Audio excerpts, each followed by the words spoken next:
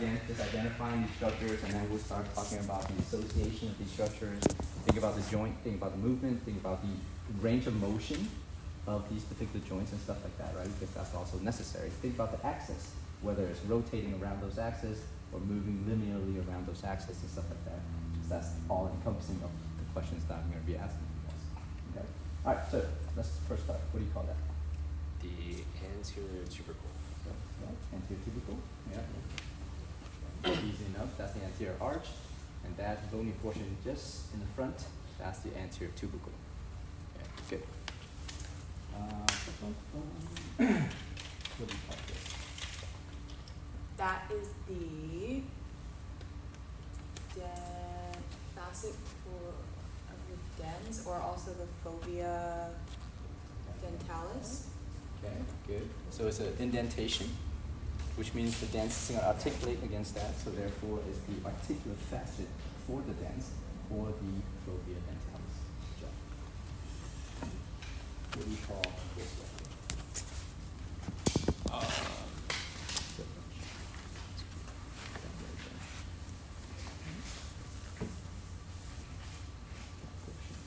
Just that portion, not the whole thing, but just that portion. Wait, does someone say it or? Not good. Nick's gonna say it. That portion. The groove for the vertebral artery. Good. Groove for the vertebral artery. All right. Okay, Jake. So beside the vertebral artery, what structure do you also see traversing across that groove? Beside the, what's that? Since it's called the groove for the vertebral artery, you're gonna assume that the vertebral artery runs up here, right? Yeah. So basically, it comes up through this hole, goes backward like this, and then comes up the foramen magnum like that. So that's the vertebral artery, how it courses. Right? So that's why it's laying on top of that groove. So we call it the groove for the vertebral artery. So that testing is a good. Yeah. And so it goes up, and then imagine there's a foramen magnum right here of your occiput. And then this thing is going to join together to become the basilar artery, which you guys will learn later on. Okay, so in addition to the vertebral artery, what other structure runs across that groove? And it runs in this orientation. So it goes like this. Oh, it's the, This way. Not that long, but the spinal nerve for C1. so very good. C1 spinal nerve. Dang. What's another name for that C1 spinal nerve? So C1 spinal nerve runs across that groove, out that way, in that way, right? But what's another name for the C1 spinal nerve? Cerebral spinal nerve line. I think that's the same. But think about it. What goes on top of this? Oh, no.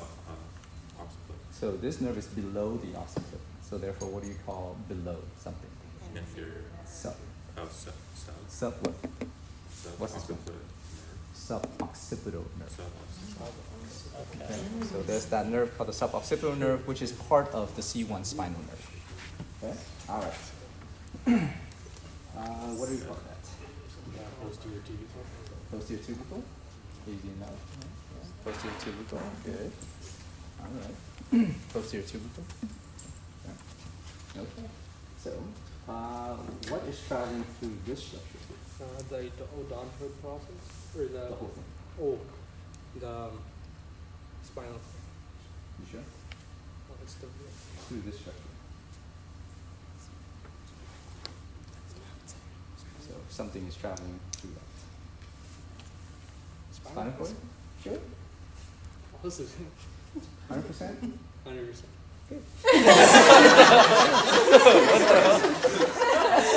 If you sure, you're sure. Don't let me deter you from that.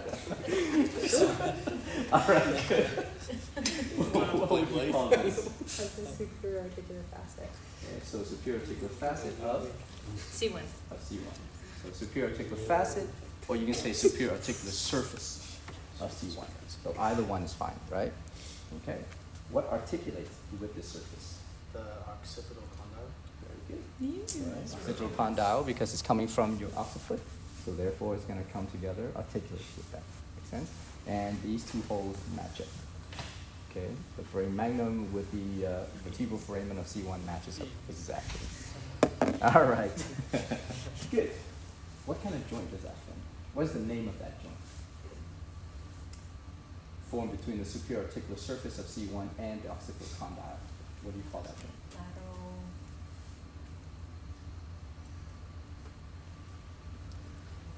What two bones? Atlanto. Mm-hmm. And what's the top bone? Occipital. There you go. Dang. Anatomy is easy, right? Nicely done. Atlanto-occipital joint. Okay, don't call it the occipital-atlanto joint because that would be wrong. It's kind of weird, right? Only one direction of how we can name that thing. Yeah. Okay, do you want to play? I can. All right. So what kind of joint is that? It's a synovial joint. Good. If it's a synovial joint, what kind of movement is that? Freely. Okay, what do you call that? What's the term for freely movement? Free movement. Or freely movable joint. So it's not synovial. Now, synovial is a type of joint. It's a type of joint. But what kind of movement is allowed by a synovial joint? Yeah, you say freely movable joint, right? So what is the technical term to indicate a freely movable joint? Can I phone a friend?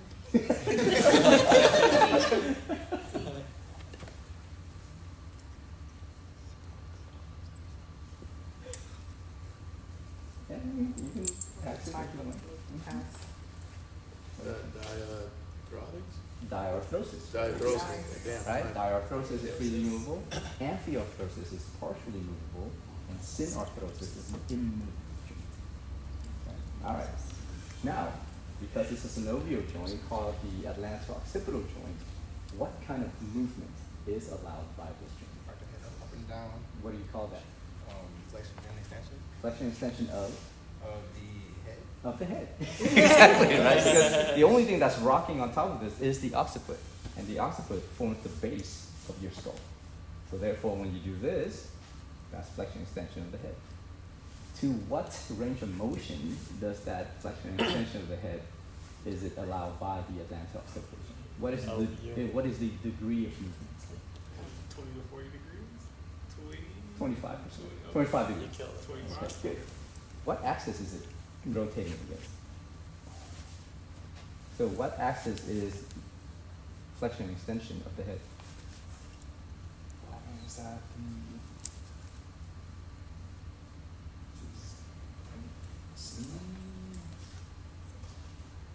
Oh. it's X. Okay, good. X-axis. So what's the technical term for that? What's the technical term for rotation?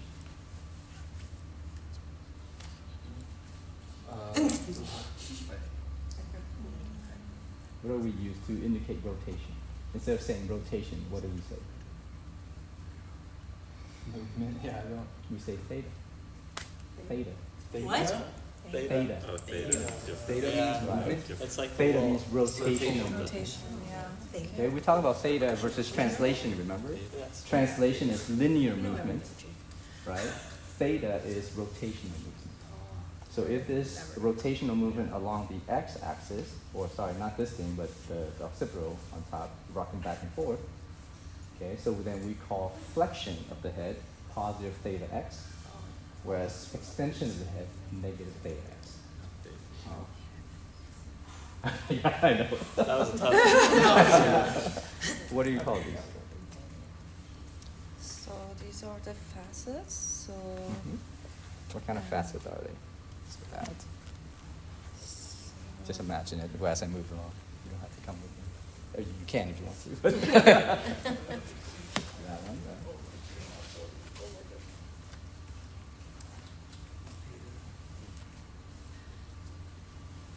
so it's. Don't touch it. So I just want to see if superior or inferior. Yeah, exactly. How can you tell the superior and inferior? So I want to see if that one. So that one is condyle. So Yeah, yeah. so that is inferior. Good. So what do you call that? Inferior articulate facet Of? of that is C1. Very good. Excellent. Okay. So what articulates with that surface? The superior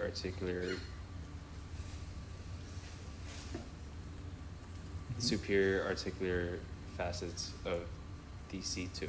Very good. Okay. Now, I think I talked to some of you guys about this, but not in this particular half, but in the second half, when we're making like the duct tape model and we're trying to, use duct tape to simulate the ligaments and stuff like that attaches the cervicals together. There's a lot of tiny ligaments that attaches the cervical together. So therefore, you're going to take a lot of time to basically do all of this work, right?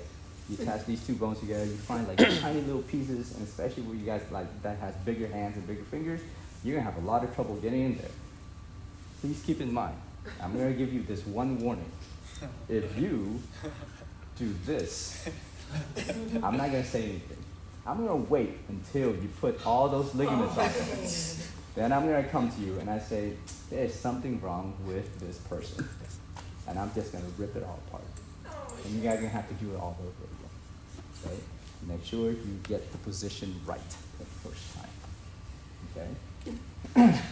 And I'm not doing that to be cruel, but I have to have some fun too. Just kidding. It's a little bit cruel. It's not that big of a deal. It's only duct tape. All right. But if you flip it around, something's really wrong with your patient. So your patient has to be this way, not the other way. Okay. What is the name of that joint? Formed by this surface and the one that he just mentioned. Vertebral joint. So the two structures that forms that joint, what do you call that joint? Right, so here's the inferior articular surface or facet of C1, forming a joint with the superior articular surface of C2. So what joint is that called? Oh, what type of joint? No, what is the name What of is that? the name of the joint? Mhm. It's not zygopods. I don't remember. The lateral atlantoaxial joint. The lateral atlantoaxial joint. Let's go. Okay, good. Don't do it. Don't you dare. Get it. Always Get it. like, I don't know why. You get the, okay, anyway, we'll go through this one first before we get back to that one. Yeah, alright. All right. All right, Jake. Identify this hole. That's for a structure. What is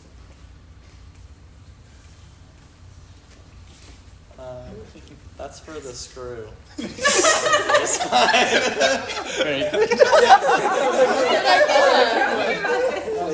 that is a man-made hole. Just to like put all these vertebrae together. All right, fine. That makes sense. You still somehow found a way to mess with Just you, man. All right. So now, what do you call this structure right here? That is the anterior odontoid process. Process? Thank you. Facet.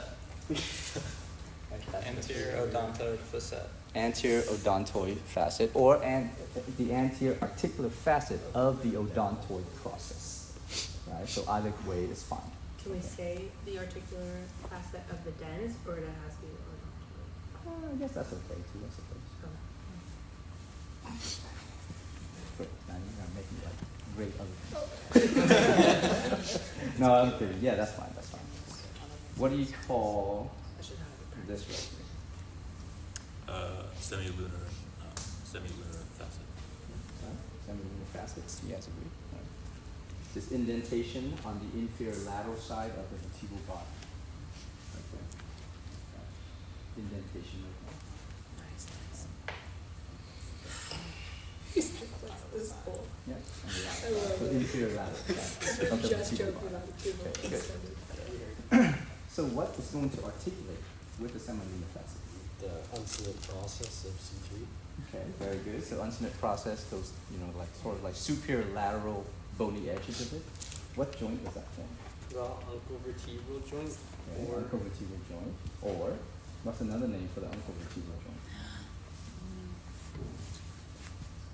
Synovial joint? Main, not type of joint. Is it the is it the axial medial?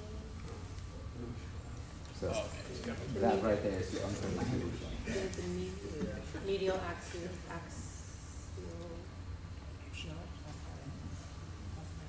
So close. Uncovered tibial joint. Semilunar facet and the uncinate process. Uncovered tibial joint on the side. Uncinate process here. Is it C2, C3? Semilunar facet there. They come together. Uncovered tibial joint. See it? So uncinate process, semilunar facet, uncovered tibial joint. Yeah. So what's another name for that uncovered tibial joint?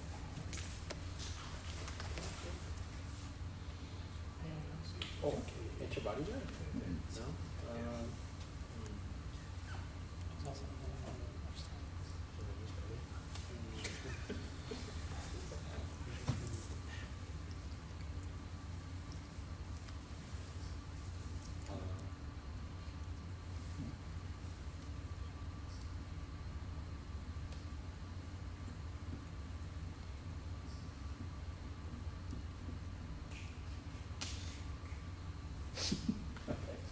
Joint of von Luschka or Luschka joint? Okay, so joint of von Luschka or the joint of Luschka?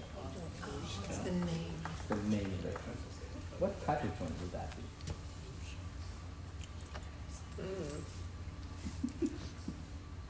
What type of joint is the uncovered tibial joint? Not movement. What type?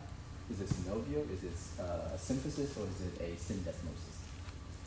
It's synovial. It's synovial. Good. Well, if it's synovial, you know what happens. It's pretty movable. Very good. All right.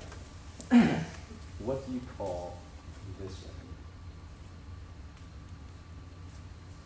So this structure right here. And just that structure. That one right there. Just that one right there.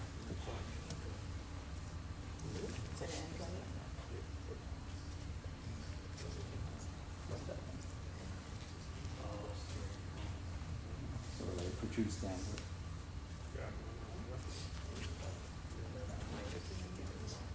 Yeah, same.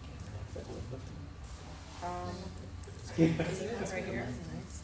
Mhm. You're pointing to this part. Yes, what do you call it? Is that an end plate?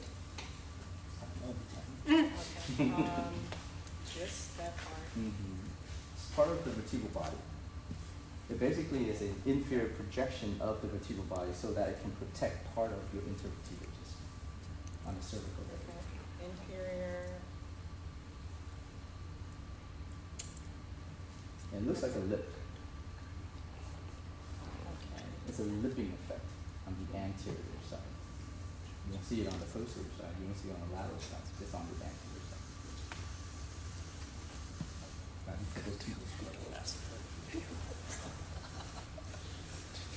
Anterior lip. There you go. Good. So that's the anterior lip of your vertebral body. Okay, good. Of C2. I'm just kidding. Don't do it, man. I know. Seriously. All right. That's funny. Wait, so do all the semilinear facets hyaline cartilage? Like, what form? Is it covered by hyaline cartilage? Yes. I'll go for G. Okay.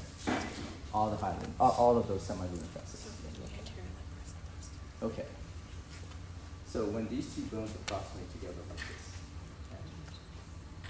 what joint do you call this?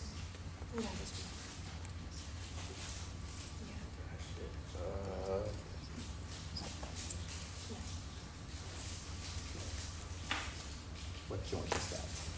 Okay. What joint do you call that?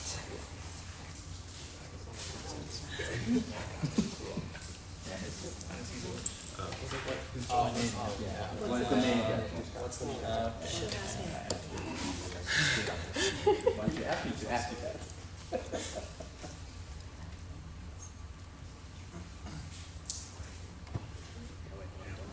Sorry.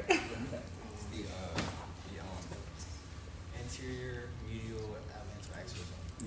Medial is bilateral. Medial means has one on either side. Median is midline, right? So, say it again. Did you say medial? Anterior median atlantoaxial joint. Yo, let's go, Anterior baby. median atlantoaxial joint. What two structures form the anterior median atlantoaxial joint?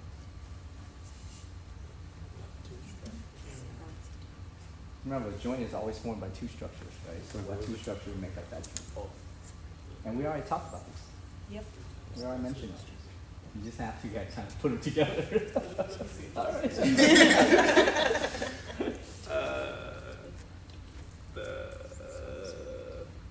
My nose is. Why am I blanking? Because you're under the microscope. I know. Everybody stare. No. Anterior, articular. No, I'm way off. Yeah, you're right. Anterior articular facet. Of The what's this structure? to dense. Okay, and what's the other facet? You got this. She said it.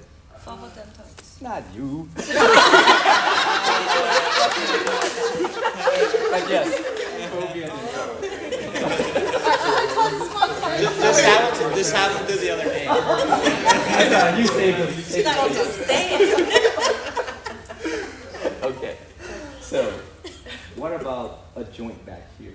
So, if you have a joint back here that's formed somewhat by this structure, what would you call that joint? Yeah, blue dot to blue dot. Yeah. So, what joint is that? The colicoid. Joint. What joint? What joint? What's the name of that joint? Okay. So there's a joint that's formed by these two structures. What's the name of that joint? Wait, which ones? This and that. Oh, Wait, which one? Right there. And what's the name of that joint? This structure and that. That structure. You guys see it?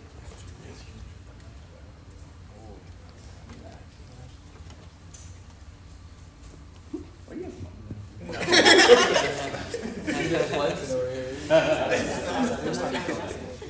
He's using the red acid. It opposes this joint. Is that anything? So posterior, Mm-hmm. medial. Median. No. Absolute midline. That's all right. He's used to customers. Median axial. Median. What two back? Axial joint. Atlantoaxial. Antal. Axial joint. Yep. So it's posterior median atlantoaxial joint.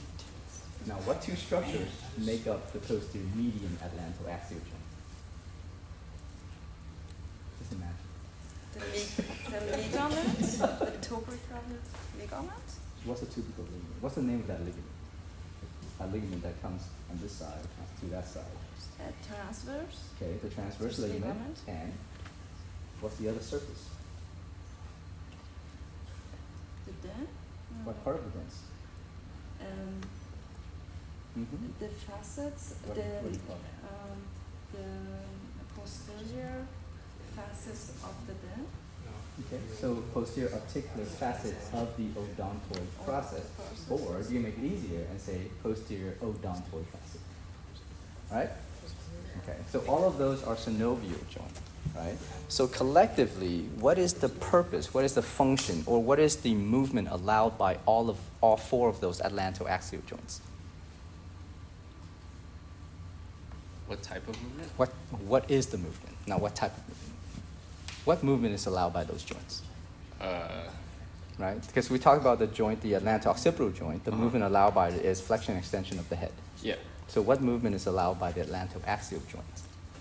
Also flexion and extension? Not flexion and extensions.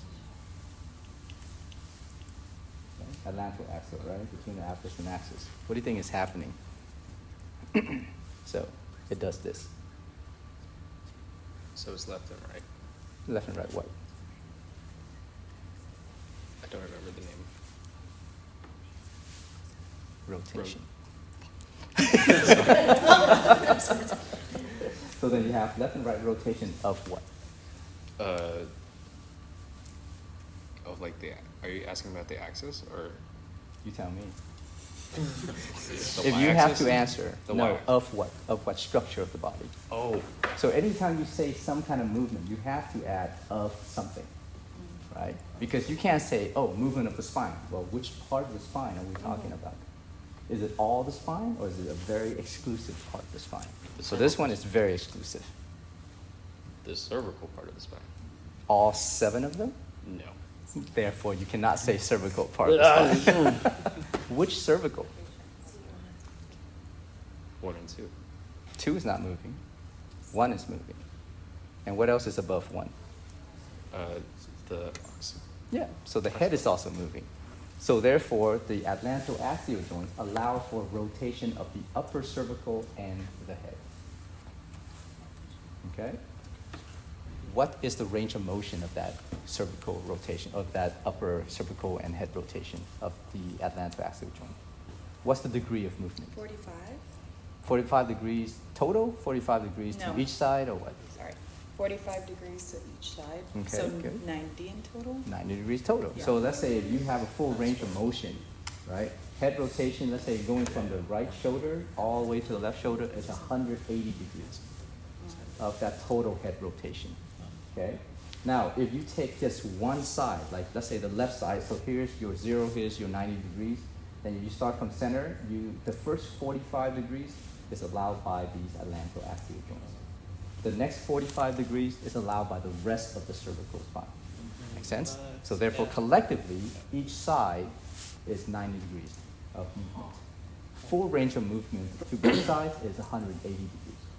So therefore, the atlantoaxial joint allows for 45 degrees of head rotation unilaterally on each side, and 90 degrees bilaterally. Okay? So that's very important because you have to put that. Otherwise, like if you say 45 degrees and you don't tell me toward each side or toward both sides, then it's gonna, I have to ask you that. If I have to ask you that, then I have to take some points off. Okay? So therefore, whatever answer you put down, you better be satisfied with that answer before you submit it. That's all. Okay, good. Get to be specific. Now, if it's rotation of the upper head and neck, what axis is that? The z-axis. So if the z-axis is out here, then you're rotating around the z-axis, that would make it lateral flexion of the head. So what axis would that be? Why? There you Yeah, go. sorry. Yeah, so that's positive Yeah. and negative Mhm. theta y. Yeah. Oh, so theta is for each axis? Theta is just rotation. Oh, just. The x, y, z is the axis. Positive is toward one side, negative is toward another side. Right? So what's positive theta z? Or sorry, what's positive theta y then in terms of the head rotation? Which side of the head are you rotating to, left or right? So, okay, y, x. And you're saying So in positive y? positive theta y. Positive, okay. So, to the right. To the left. Yeah. You're rotating with the finger. That's to the positive side. Oh, right. You're rotating against the finger, It's that's hard. negative Think side. about it, it's hard. The easier. So where your fingers more Easier negative. movement. Like it doesn't feel Yeah, very so good. the easier movement is this, right? Yeah. This way is Oh, easier. yeah, okay, I remember Positive, you saying positive, that. that. Like it hurts to go that way. Yeah. So yeah. It does. This way, Doesn't feel very yeah. good. See? So that's You have to use your right hand, not your left hand. You're using your left hand. Yeah, exactly. Use that hand. Because you were doing this too, and then you're doing that. It's only the right hand. All right, good. That makes sense, right? Yes. Okay, perfect. What's positive translation y? How would you do positive translation y in terms of the head? Yeah, if somebody takes your head and just pull it upward, that's positive translation y. Right? If, let's say, if you're walking and then you're walking somewhere and a brick falls on your head and it compresses your cervical spine downwards, then when you look at the height of the cervical spine, it's actually lower, so therefore there's negative translation y happening along your cervical spine. And that's obviously going to cause a lot of issues. I mean, not to mention like the gaping wound on your head because of a piece of brick. Would you All also right. say negative theta y translation, or just? No, because theta's You rotation. can't say translation and theta at the same Oh, time. okay. Yeah. Translation is moving linearly, Negative y translation. right? And then rotation is theta. So two different movement altogether. Yeah. All right. What do we call this structure? Mr. Jake. Yeah. I give him an easy one. So that's that right Oh yeah, it's the anterior bar of there. So that structure right of C. there. Basically that one. Anterior bar. Oh. Okay, yeah. Anterior bar of C3. How do you know it's C3? What if this is C4? What if it's C5? What if it's C6? I don't know. I wouldn't know the difference. So what is the whole process called? What's the Well, whole structure called? Of the transverse process. There you go. Anterior bar of the transverse process. We don't need to specify what vertebrae it is unless I tell you that's C3, and then you can Right. say. Just for Jake though, you guys don't have to. you like to get into the specificities. That's a good thing. It's not bad. All right, good. What do you call this? That structure. The transverse process. Not the transverse process. So that bony structure right there. That bony structure right there. Mhm. Right there. Like that. So basically, it's a bony structure that connects the two tubercles together. So right there, all right?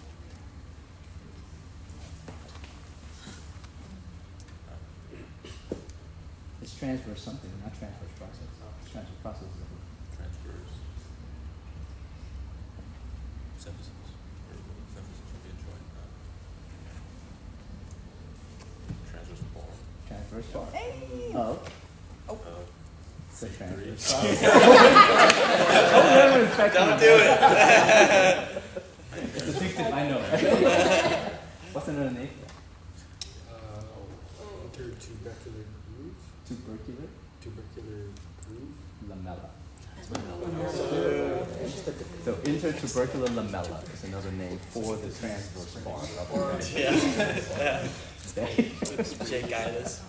So, what structure forms the medial border of your transverse foramen?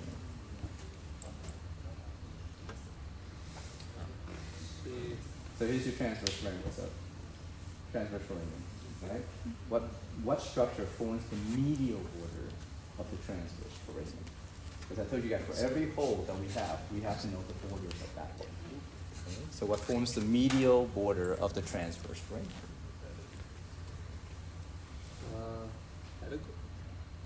Yeah, let's go. Because the pedicle is right there. Pedicle, pedicle.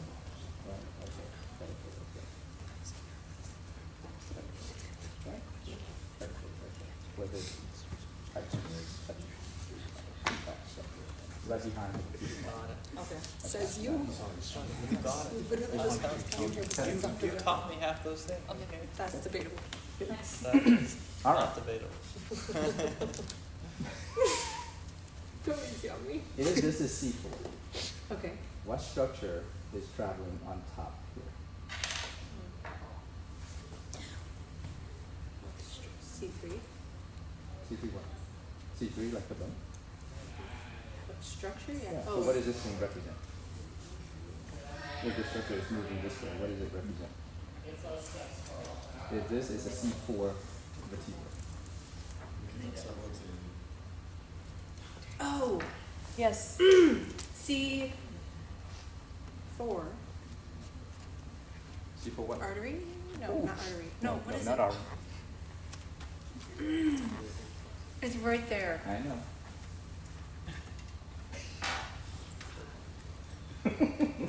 It connects to your spinal cord. So arteries don't connect to your spinal cord. Spinal cord is a neurological tissue. So this has to be a neurological tissue. C nerve? C4. 4 nerve. Nerve. What kind of nerve? Spinal nerve. Yes! Like it's right there. All right, so C4 spinal nerve. Exit above C4 vertebra. Yes. Yes. Now, is the C4 spinal nerve located in front of or behind the vertebral artery?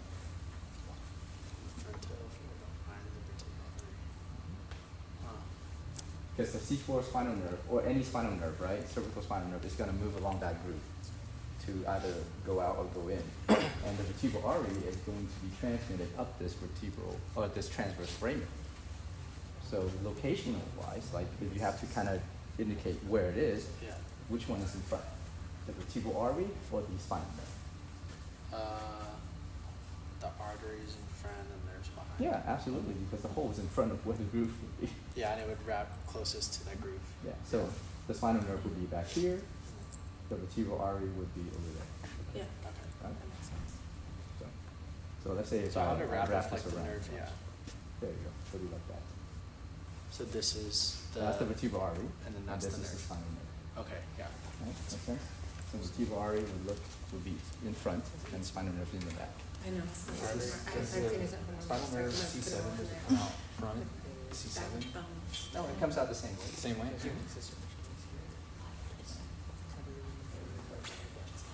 You're talking about the vertebral artery for That- C7? That's when it comes. The vertebral artery Adult version. comes in front of the transverse process of C7. It doesn't go through the transverse foramen of Okay. C7. It came out the same color. Vertebral artery, that's the spinal nerve. That's how it's located. Vertebral artery over here in the front, spinal nerve at the back. Okay, all right.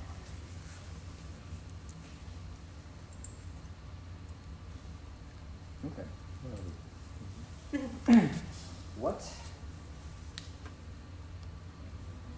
What orientation are the articular facets on the typical cervical vertebra?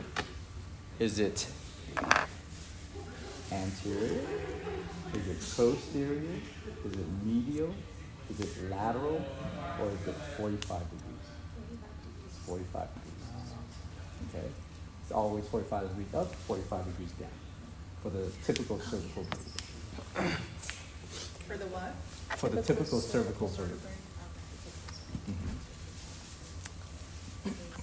All right. So now, this is C7. This is another atypical cervical vertebra that we have. What do we call this? The inferior articular pillar. Now, the pillar is all of them together. All of them Process. together. Not process, because this is an articular Facet. surface. So yeah, that. Inferior articular facet.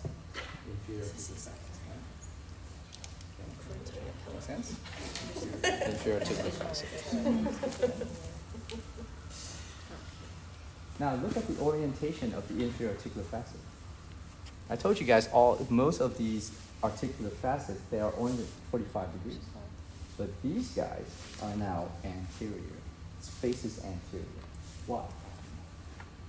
Why do you think it starts to face anterior like this? Because of L1? L, that's No, way no, on T1. What about T1?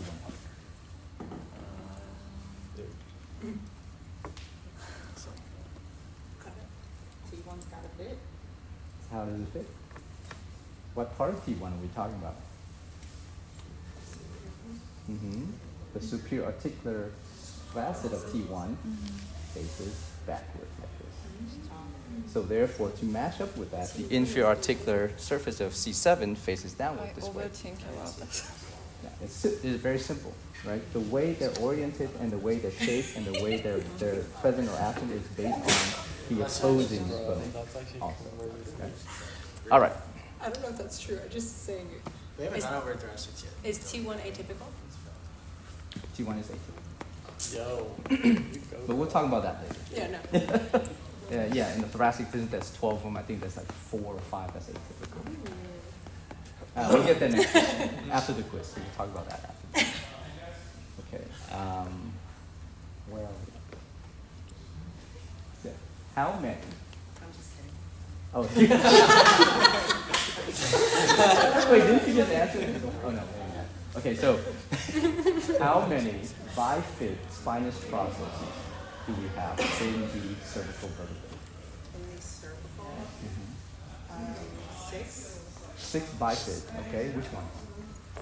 2 through 2, 3, what else? 2, 3, 4, 5, 6, and 7. This is 7. Look at the spinous process. Is it bifid? Okay, by your tone, I'm guessing no. Well, I mean, look at it, not by my tone, Okay. by your visual confirmation of it. Bifids, it would need to be a little bit wider. Bifid means it has 2 ends. Has one end. Yeah. Okay. So It's not C7 bifid. is not a bifid spinous process. So only which ones? So, You had it right. Just take one. okay, Of them. C2. So then it's C2 to just C6? Yeah, C2 to C6. Okay. Very good. Okay. All right. So how many non-bifid spinous process do we have then? In the cervical spine? The rest. 2? No, the rest. Are you sure?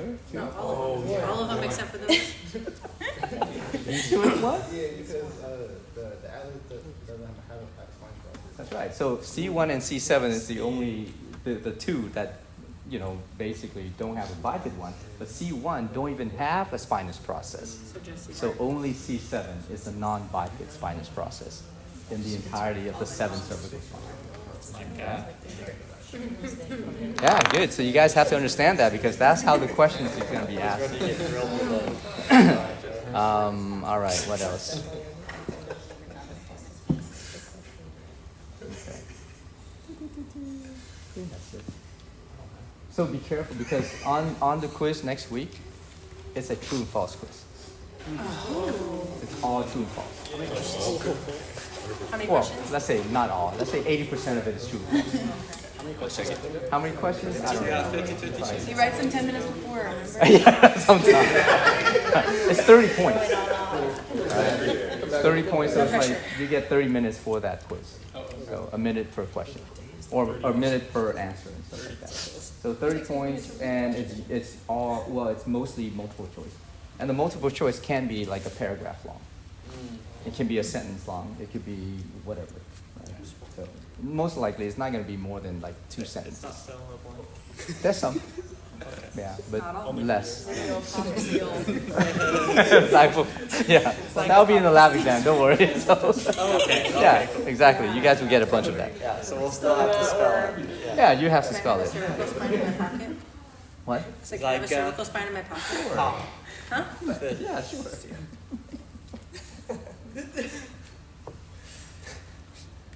What do you call this red structure? This one. This is C7. What do you call that? In the exam, I'm not going to tell you if it's C7 or not. You have to know that is C7. Okay, I will not give you those clues anymore. VP, Right? C7. It's not always the VP. Or T1. Because, you know, this is not JD Vance, not the vice president. So when you abbreviate, I'm going to use any type of abbreviation I want to. All right, so what is that structure right there? So what do you call it? Again, this thing connects to the spinal cord.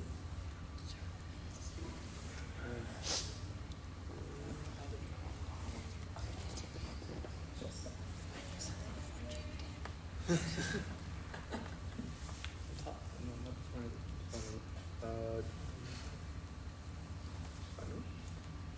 Which one?